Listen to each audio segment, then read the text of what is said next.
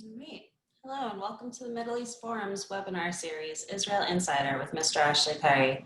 I'm Stacey Roman and I will be moderating this discussion today.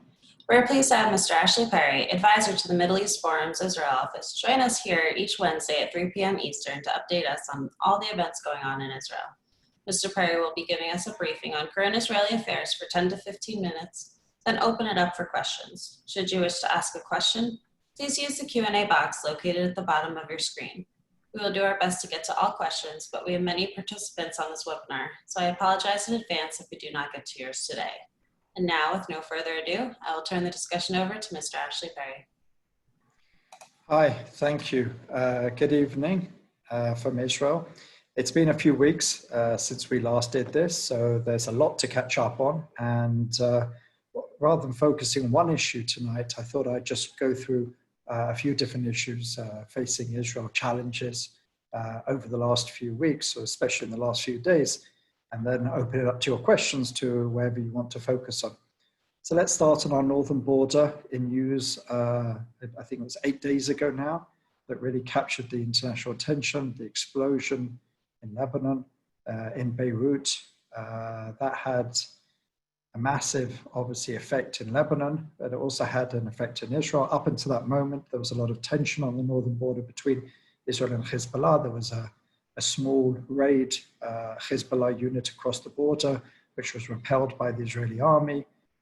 It was ostensibly to retaliate for the Israeli army, or what Hezbollah accused the Israeli army of taking out one of their senior militants in Syria. And Hassan Nasrallah, the leader of Hezbollah, had long said that we will retaliate. There's a big question mark whether that was the retaliation. They've said it wasn't. They even claimed that the event did not happen, or at least not in the way that the Israelis were saying, that no Lebanese person crossed the border and the Israelis just opened fire on some people on the other side of the fence. But there was, subsequent to that, the Israeli army mobilized on the northern border, brought in a lot of troops because they really did expect in the days after that, especially leading up to Eid al-Fitr, the Muslim holiday, they did expect some sort of response. And then the Beirut blast happened, and Hezbollah basically, obviously their attention was elsewhere, and the country's attention is elsewhere. I believe tomorrow or Friday, Hassan Nasrallah is going to give a big speech on the anniversary of the last Lebanon war, Lebanon 2. So I'm sure we'll hear a lot more from him then. But basically, Hezbollah, there were two schools of thought about it. Probably the most likely is Hezbollah cannot launch an attack against Israel now, at least not a concerted attack, because they're facing a lot of internal tensions. A lot of people in Lebanon blame them for the blast, blame them for what was even happening before. There were demonstrations because of the economic problems in Lebanon, and Hezbollah, as one of the powers in the government, along with their Christian allies, were certainly blamed for a lot of the problems. There were regular demonstrations. Hezbollah bullies would come in and even beat up some of the demonstrators. So already the popularity was low, and that's perhaps one of the reasons why they were looking to start a fight with Israel. Usually when there's tension against Hezbollah in Lebanon, sometimes they look to relieve that by sort of trying to face off against Israel to show this is why we're around, this is why you need us. There is that school of thought that perhaps because it's weakened, it's going to again use that excuse. But probably now there's too much focus for them really to use that. There's all talks of some sort of underground network, and whether it was Hezbollah's, materials that were being used in a future attack on Israel that was actually exploded in the Beirut port. So there's certainly a lot of questions. Hezbollah are under a lot of pressure to answer these questions. So I think at this point in time, probably they're going to be more internally faced, not to say that they will ignore Israel, and perhaps if there is an opportunity, they will use it. But at the moment, they're probably too internally focused to really launch a concerted effort against Israel, although they still retain, at least verbally, that right to what they claim retaliate for the killing of their higher up in Syria. On the southern border with Gaza, things have also been heating up. Basically, over the last few days, dozens every single day, dozens of incendiary devices attached to balloons, usually balloons that look like things that kids would want to get with pictures of Mickey Mouse or cartoon characters. What they do is they blow up helium balloons and then attach an incendiary device to it and float it across the border in the hope that some child will grab it or fall into a playground. But what it's most like, what it's been doing over the last few days is basically causing massive fires in the south of Israel. We are going through a particularly arid part of the calendar. It's very hot, so anytime something like this lands, it can set off a fire, which really does cause massive fires. Yesterday there were 70 fires that the authorities had to put out. Today there was only 24, but they say because we've got a little bit better about shooting some down and for some other reasons. But certainly this is a big worry for Israel because, you know, it can certainly heat things up. People can die. You know, there's a lot of money which is lost. There's a lot of produce which is lost, animals, etc., etc. Israel has responded by taking out some Hamas installations, nothing too serious. It did just limit Gazan fishermen. That's what usually they do, is Gazan fishermen have a certain limit which they can go out into the waters to fish, etc. And whenever they need to send a message, they usually limit them. So they've done that. But there's a lot of focus what's going on in the south at the moment.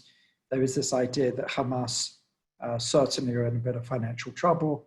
And again, we hear about Qatar with their suitcases of money being brought in. Some in Israel call it protection money, the fact that we allow Qatar to give Hamas in Gaza, which is basically run by Hamas, millions and millions of dollars for quiet. And usually when they're causing troubles, it's usually just to make sure that Israel will allow this in. And there were reports yesterday that, again, the Mossad head held meetings with Qataris or maybe interlocutors through the Qataris to basically give the green light for this protection money, for this money to come into to Gaza for Hamas in exchange for a quieting down of the situation. There have been a few shootings across the border, even there were rocket attacks a couple of weeks back. So that border is something that always has to be looked after. Speaking of which, our defense minister overnight went through an operation for what's believed to be a slip disc. So he was out of commission for a day, but apparently in the last hour or so, he has informed the cabinet secretary that he is able to fulfill his duties even from his hospital bed where he's recovering at the moment. So that's that situation. The political situation is the one that everybody's kind of keeping their eye on because, you know, the big question is, are we going to elections? I would say we certainly are. Whether we're going to elections in November, December, or early next year, you know, that just has to be worked out. At the moment, the two major parties, Likud and Blue and White, it's just mutual recriminations, one between the other. There isn't a day which goes past one accuses this or that or whatever. But basically, we have now 13 days to either pass a budget, in which if the budget is not passed, the national annual budget, if it's not passed, immediately we go towards elections. Now there is a way to sort of stop that, and that is there's a small sort of satellite party of Blue and White, Benny Gantz's party, called Derech Eretz, which is Tzvika Hauser and Yoas Hendel, who basically put up a law which puts off having to pass the budget by 100 days. This was put up before the Knesset for the first reading today. It passed. And so people were sort of breathing in a little bit, a sigh of relief. But the fact remains that Likud have said that we will not allow it to pass the second or third readings unless we get something from Blue and White in return. The big argument ostensibly above the sort of, openly is about the budget. We've talked about this in the past. Blue and White want to maintain what was agreed in the coalition agreement, to have a 2-year budget, or I should say 1 year and 3 months, because any budget that's passed now is just till the end of the year. Likud just want to have a budget now. Now there are economic arguments for both.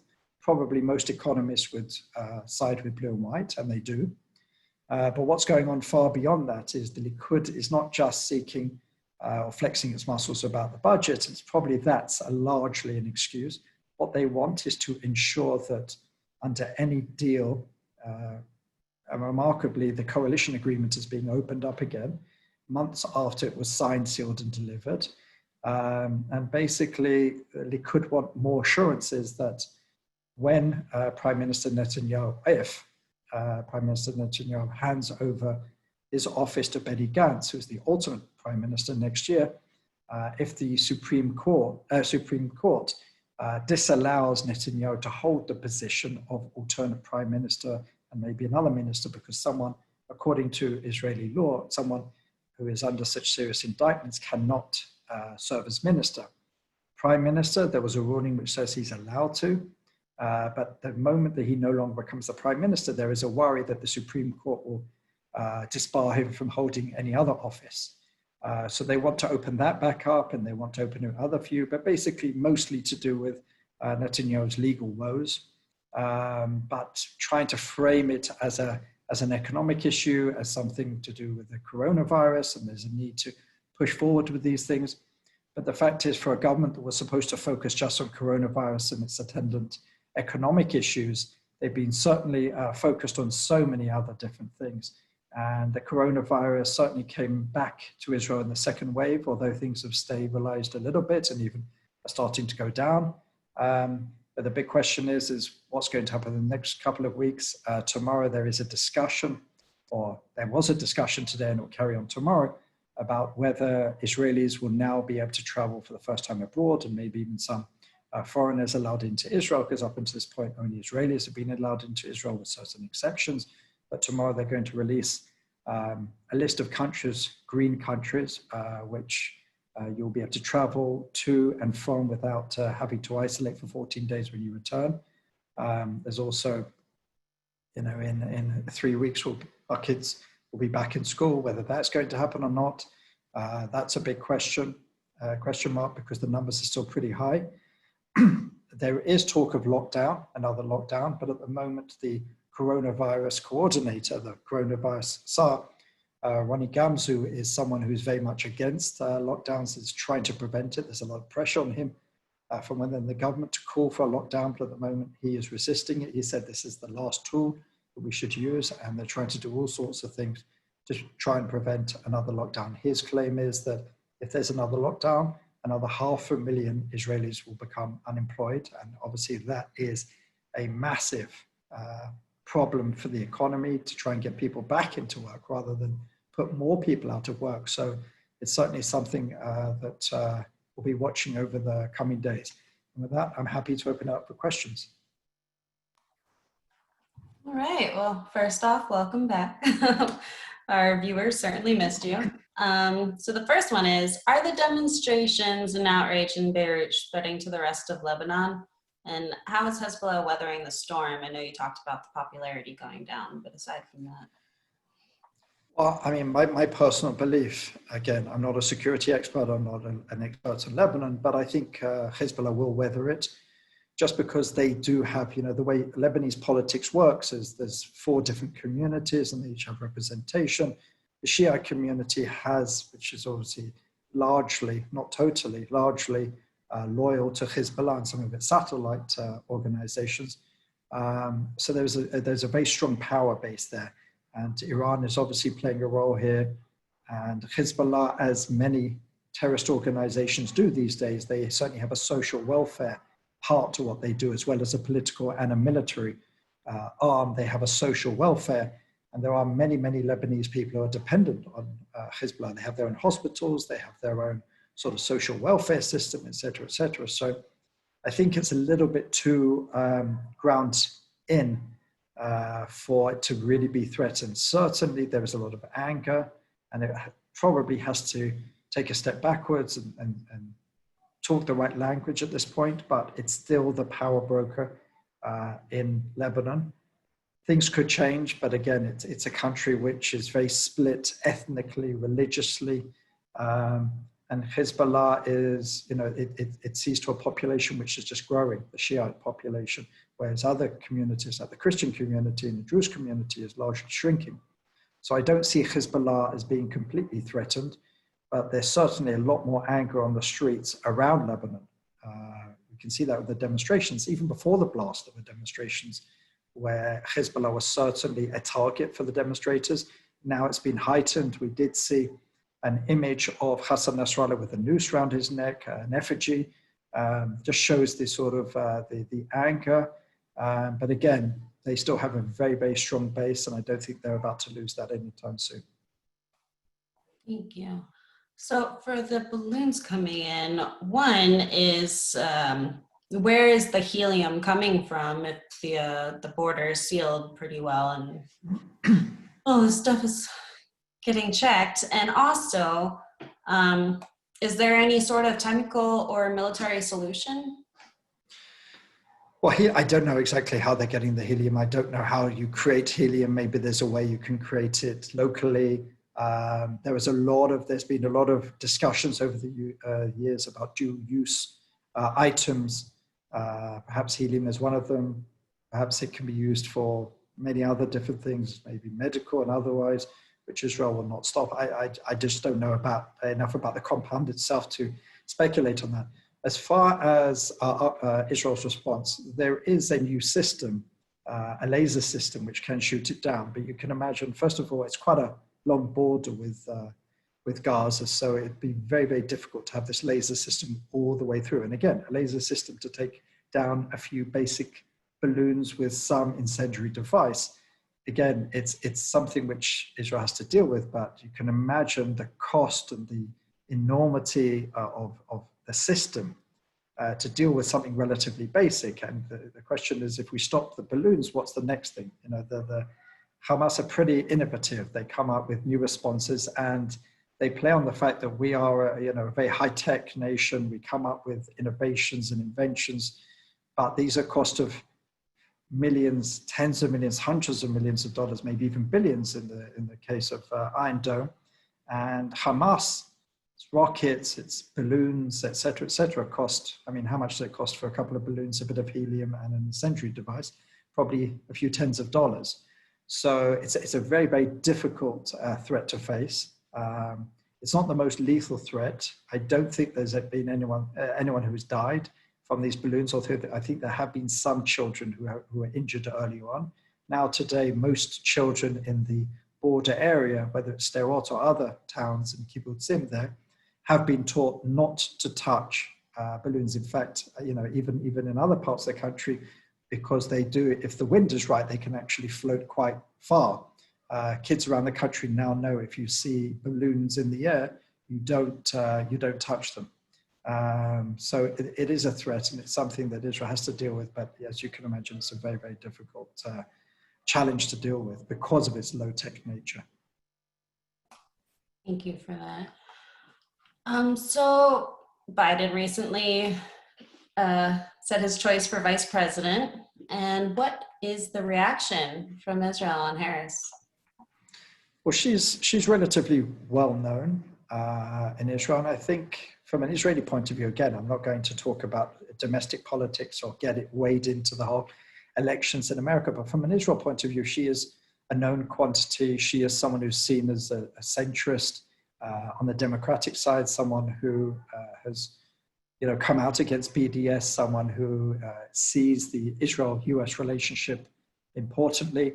Again, not to say everything is perfect, and not to say that nothing that she's ever done is something to be concerned about, but certainly when we look at the possible picks and some of those on the far left of the Democratic Party who are fans of BDS, or at least won't condemn it, and have even called for aid to Israel to be sort of contingent on Israel's behavior, certainly Kamala Harris is someone that, let's just say, is relatively good pick from our point of view.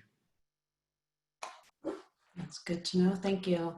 Along those lines, I know that we've already talked about this, but for our viewers just joining in, should Biden win in November and Netanyahu remain in power, what type of relationship can be expected between the two leaders? Well, they know each other. Biden has been around and has been coming to Israel and being involved in issues, whether it's in the Senate or whatever, for many, many years. So there's nothing unknown there. I think there's an expectation. It won't be a return to the Obama era distance between the countries, but it certainly won't be as close as it has been under President Trump. I, I'm not sure there'll be any great bold moves. Will they return the embassy to Tel Aviv? I think it's unlikely now that it's in Jerusalem. Would he have moved it to Jerusalem, a potential President Biden? No. But once it's there, I think it may well be a fait accompli. There certainly won't be that friendliness, that closeness that has characterized the Trump administration, the Netanyahu administration. But it certainly won't be something like a Bernie Sanders or something like that. So I think, we'll sort of, there'll be a certain reset, but it certainly won't be, the dial won't be moved back to the Obama era or something further than that. And Netanyahu and Biden know each other. And, there were certainly rocky moments in the relationship when he was vice president to President Obama. But I think they know each other well enough. And, Joe Biden is a friend. I believe he is a friend of Israel. Again, is he as friendly as we may like? That's certainly a question. But I think he's a friend of Israel. And I don't think that, it will be an unknown sort of force for us here in Israel. Thank you. So with the coronavirus, how many Israeli jobs have disappeared forever? Do you think it will take long to reintegrate these workers? Well, no jobs have ever gone forever, but there was a report put out recently that said it could well be into 2022 before we get back to our single-digit unemployment, or at least maybe not even to a pre-coronavirus level. I think, if I'm not much mistaken, unemployment was around 4% before coronavirus. Then it's up to 20%. So to get back to 4%, we're talking about it could be a year and a half, 2 years. And that may be true, by the way, of other countries. But it all depends how many more waves there are, how much lockdown, restrictions, etc. there are. That's all dependent. Obviously, they say, I read various reports which talked about the constriction of our GDP. And again, everything is dependent on how many more waves there are. When a vaccine or something that will constrict the coronavirus will be ready. But the worst case scenario is that unemployment will just grow. As I said before, the new coronavirus national coordinator, Ronnie Gamzu, said if there's another lockdown, it could lead to at least another 500,000 Israelis unemployed. And at a time where there's already 800,000 plus Israelis, maybe even close to 1 million, unemployed or on unpaid leave, another 500,000 to the ranks of the unemployed will be a massive, massive blow to the Israeli economy and the livelihood of so many Israelis who are dependent on these people for jobs and pay and etc. Speaking of, a lot of it comes from tourism. Can you expand a little more? You were talking about how they're voting on whether or not to let other countries in and Israelis to travel abroad. Well, Israel certainly, makes a lot of money from tourism, as you can imagine. And we've been breaking figures every single year for many, many years. More and more tourists are coming in. Our hotels generally full throughout the year. Obviously, coronavirus basically stopped that completely. There have been no tourists whatsoever, external tourists, since March when they closed the borders to non-Israeli citizens. Now, for the first time, they are talking about having some green countries. The problem is, even if we call a country green, they may not reciprocate. So someone who comes, let's say, from Greece, when they go back to Greece, maybe they'll have to isolate for 14 days. So it has to be a sort of reciprocal process. Even if Israel doesn't make someone who's coming in isolate for 14 days, which is currently the case, many countries will look at Israel's morbidity rates and think, these are not people that we want coming straight in and then mingling with our population. And I don't think we're on anyone's green list. There was talk the other day in the Knesset where the head of the coronavirus committee said there's only 4 countries at the moment that will allow Israelis in. I think that was overstating it a little bit, but certainly very few countries are letting Israelis in. So there's a lot of work being done as we speak. The foreign ministry is reaching out to all sorts of countries, especially in the EU. Greece, the Greek foreign minister is expected tomorrow, and we're trying to put a lot of pressure and lobby a lot of different nations to try and allow them to let Israelis in, for them to come to visit Israel. So hopefully they're talking about 4 o'clock tomorrow. They're going to release this list of which countries are considered green from Israel. But again, that doesn't necessarily mean that Ben Gurion Airport is going to be open, for thousands of people again. That will take quite a while to get back to those pre-coronavirus levels. Understood. So with Israel being shut down and not allowing people in, do you foresee a rise in Aliyah? And if so, how does the country plan to have the infrastructure to absorb them? Well, there is massive, there's general talk about an uptick in a surge in Aliyah, especially earlier on. There were talk of 5 to 6, 7 times the amount of inquiries for Aliyah. Why do we see still, even during coronavirus, there is still Aliyah? I know actually people who are making Aliyah, and the first thing they do is 14 days of isolation, but people are still prepared to do it. I believe that there will be a peak in Aliyah in the next couple of years. They're talking about even potentially hundreds of thousands of Jews coming to Israel to make Aliyah.